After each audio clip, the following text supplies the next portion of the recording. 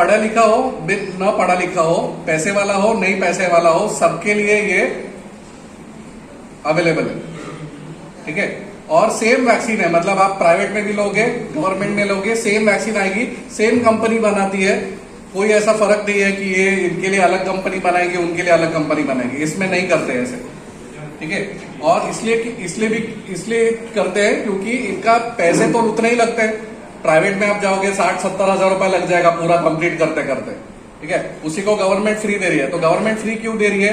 क्योंकि सारे देश मिलके पैसा इकट्ठा करते हैं, और सारे देश मिलके पैसा इकट्ठा करके फिर देशों को पैसा दिया जाता है, और देशों को बोला जाता है कि ये सारी बीमारियां हटाओ।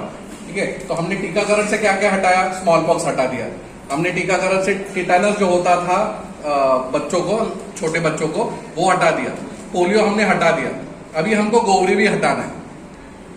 ठीक है, तो गोवरी अभी हमको हटाना है। तो गोवरी हटाने के लिए या टीकाकरण से कोई भी बीमारी हटाने के लिए हर एक बच्चे तक वो वैक्सीन पहुंचनी जरूरी है। अगर कुछ बच्चे छूट जाते हैं तो उन बच्चों में ये बीमारी फैलते रहेगी, और फिर आने वाली नस्ल उससे उनको होते रहेगी।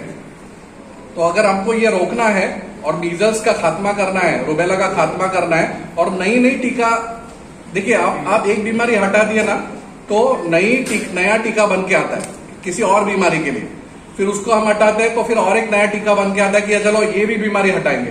तो धीरे धीरे करके हम बीमारियां हटा रहे हैं। जिन बीमारियों का टीकाकरण नहीं होता है उनके लिए कुछ बीमारियों के लिए दवाई होती है। ठीक है, और जो नहीं होती है तो उनके लिए कुछ कर नहीं सकते। ठीक है, तो जिनके लिए कुछ कर सकते हैं और हमारे हाथ में है, आसानी से कर सकते हैं, सिर्फ लोगों को बताना है कि ये गलत फहमी है, गलत मैसेज है, ये करेक्ट मैसेज है, और आप प्लीज इसको लो।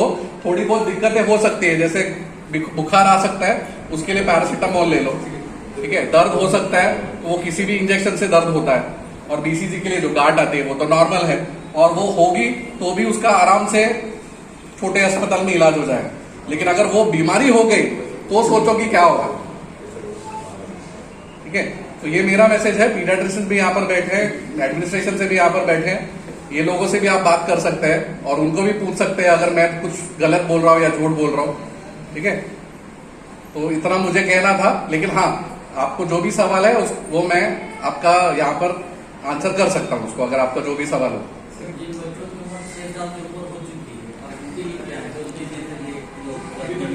देखिए कुछ जो बीमारियां हैं उनके टीका कुछ सालों तक दिया जा सकता है, 5-6 साल के ऊपर भी दिया जा सकता है, ऐसा नहीं है।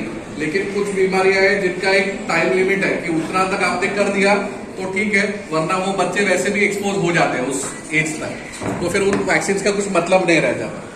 ठीक है, इसीलिए हम लोग कहते हैं कि जितना जल्दी हो सके, इसलिए वो भी देना जरूरी है। कोई वोटर जो है कौन भी एज पे कोई बेबी पेशेंट होता है वहाँ से उसका शेड्यूल बना के शुरू कर देना। 3 इयर्स में 4 इयर्स में जो पहले नहीं ले चुकी कोई भी रीजन से, वो भी एक वैक्सीनेशन का शेड्यूल रहना चाहिए। तो 3 इयर्स पे हम लोग DPT 1 से शुरू करते हैं। DPT